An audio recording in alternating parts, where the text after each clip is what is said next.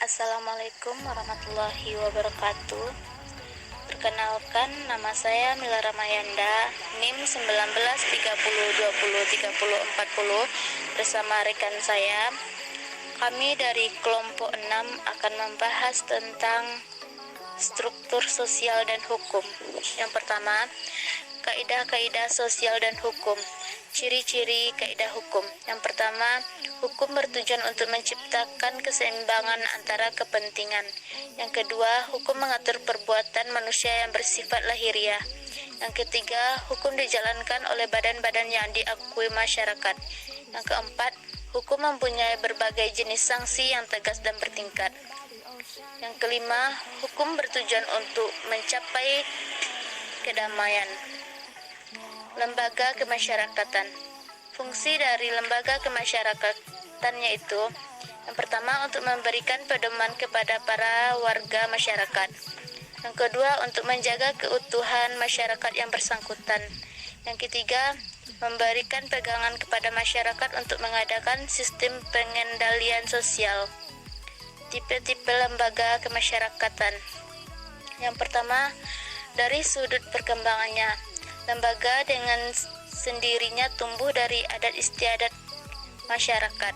Yang kedua, dari sudut sistem nilai-nilai yang diterima masyarakat, basic institution dan subsidiary institution. Yang ketiga, dari sudut penerimaan masyarakat, social sentient institution. Yang keempat, perbedaan antara general institution dan restricted institution. Yang kelima, dari fungsinya. Terdapat perbedaan antara operatif institution dan regulatif institution.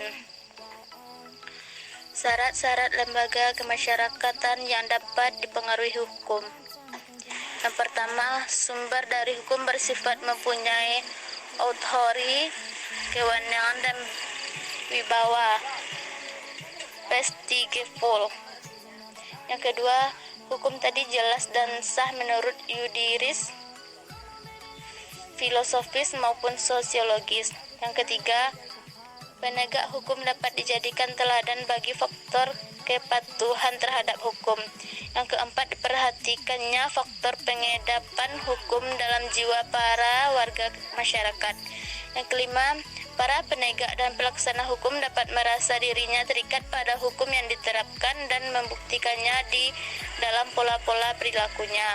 Yang keenam, sanksi-sanksi yang positif maupun negatif dapat dipergunakan untuk menunjang pelaksanaan hukum. Yang ketujuh, perlindungan yang efektif terhadap mereka yang terkena oleh aturan-aturan hukum. Assalamualaikum warahmatullahi wabarakatuh. Saya Nur Aziza akan melanjutkan pembacaan materi dari Mila Ramayanda. Stratifikasi sosial dan hukum. Stratifikasi sosial. Stratifikasi sosial adalah pembedaan dan penggolongan masyarakat atau penduduk dalam kelas-kelas bertingkat secara hierarkis sebagai aspek penilaian sosial secara vertikal dalam kehidupan sosial, di mana terjadi ketidakseimbangan distribusi sandang, pangan, papan, bahan mentah atau produksi, dan lain-lain. Dengan adanya ketidakmerataan tersebut, sehingga timbul asumsi yang selalu dikaitkan dengan kastanisasi sosial secara material. Dalam kajian sosiologi, tingkatan-tingkatan dalam masyarakat jika disimpulkan menjadi 3 tingkatan, yaitu kelas atas atau upper class, kelas menengah middle class, kelas bawah atau lower class. Ukuran yang biasa digunakan untuk mengklasifikasi masyarakat. Ukuran kekayaan. Kekayaan yang selalu diukur dengan banyaknya materi yang dimiliki seseorang, menjadi tolak ukur bagi tetangga dan masyarakat sekitar ketika harus bersikap. Kedua, ukuran kekuasaan. Kekuasaan selalu identik dengan yang mempunyai wewenang yang besar, sehingga masyarakat yang ada di sekitar tunduk dan patuh pada apa yang diperintahkan. Semakin tinggi pangkat dan jabatan seseorang, maka semakin tinggi pula kedudukannya dalam pandangan masyarakat. Yang ketiga, ukuran kehormatan. Gelar kehormatan yang biasa terlepas dari ukuran kekayaan dan kekuasaan. Semakin disegani dan dihormati seseorang dan masyarakat, berarti kasta yang disandang juga semakin tinggi. Yang keempat, ilmu pengetahuan. Semakin tinggi tingkat pendidikan, maka berarti semakin tinggi pula martabatnya di mata masyarakat. Sistem stratifikasi sosial berdasarkan sifatnya. Stratifikasi sosial tertutup atau closed social stratification. Sistem stratifikasi sosial tertutup ini membatasi atau tidak memberi kemungkinan seseorang untuk pindah dari suatu lapisan ke lapisan sosial yang lainnya, baik ke atas maupun ke bawah. Dalam sistem ini, satu-satunya jalan untuk masuk menjadi anggota dari suatu strata tertentu dalam masyarakat adalah dengan kriteria kelahiran.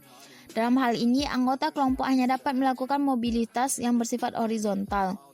Stratifikasi sosial terbuka atau open social stratification.